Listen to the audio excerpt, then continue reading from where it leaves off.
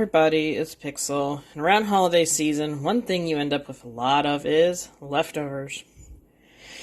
It could be turkey or chicken or even ham, but today we're going to be making a ham and scalloped potato casserole out of some leftover ham, 2 to 3 baker's potatoes, 3 cups of milk, a half a cup of chicken stock, a small onion diced, thyme, a third of a cup of butter, salt and pepper, about a fourth to a third of a cup of flour, and about a cup of cheddar cheese, shredded. So our first step is going to be baking the potatoes. Let's get going. Okay, when you go to cook your potatoes, you could possibly boil them, but usually you slice them up before them. So in this situation, considering I have to cook it more than once, I am going to microwave mine to al dente. So they're not totally cooked, but they still have some cooking to do.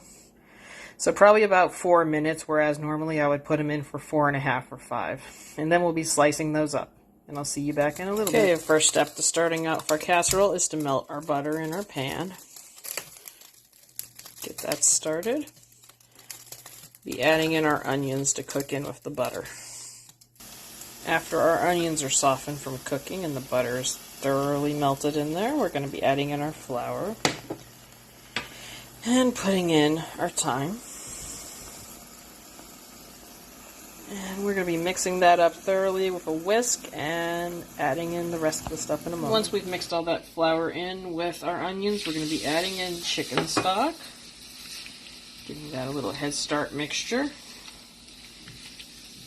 Then we're going to be adding in our milk in about 1 cup intervals. Getting that worked into a sauce. We'll also be tossing in the remainder of our spices, which is salt and pepper.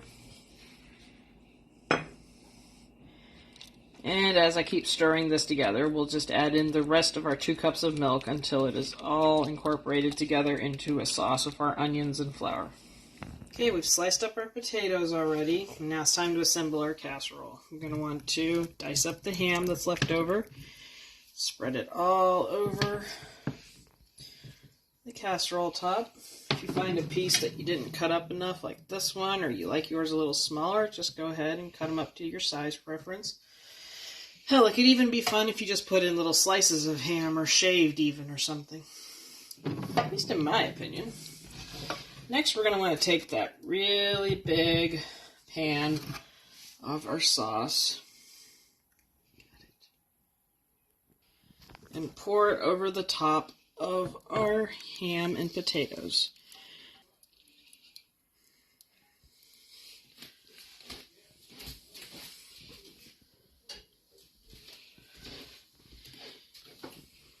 And last but not least, going to take our cup of cheddar cheese, sprinkle it generously over the top,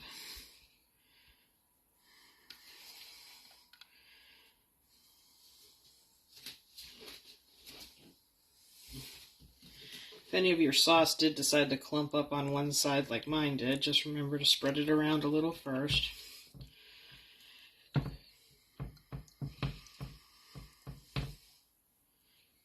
But don't worry about mixing it totally into your casserole. And if, like me, you want a little tiny bit more cheese, or you came up a little bit short, just shred up a little bit more and you'll have it there. We're going to be putting this into our oven at 350 for about 20 to 35 minutes. Just keep an eye on it and it'll start bubbling, mixing together, and being brown. And I'll see you in a little bit. Alright, our casserole has been cooking for about 28 minutes, and I took it out because it's getting brown around the edges. We're going to let this sit for probably a good 10 to 15 minutes, and then we'll be diving into it to try it out. Potato ham dish plated up, and we're just going to take a nice little taste. We can get all the elements in one bite. Well, I gotta say, folks, this has nothing wrong with it. If it's your taste, maybe a little more salt, but I already salted the sauce a little extra when I was baking it. This is honestly overall an amazing dish. The ham gives it enough salt on its own too if you get the right bite. The sauce, a little tiny bit runny, so maybe a little tiny touch more flour, but other than that, it's amazing. The flavors are all there, and this seems like a very highly sought after dish to be made with leftovers. So if you have some Christmas leftovers this year or this season, you know what to do with them now. I would try making this. It's simple and easy and tastes amazing. And if you have any thoughts, think you would do it differently, want to try it, already did, let me know in the comments and leave me a like. And I will see you next time.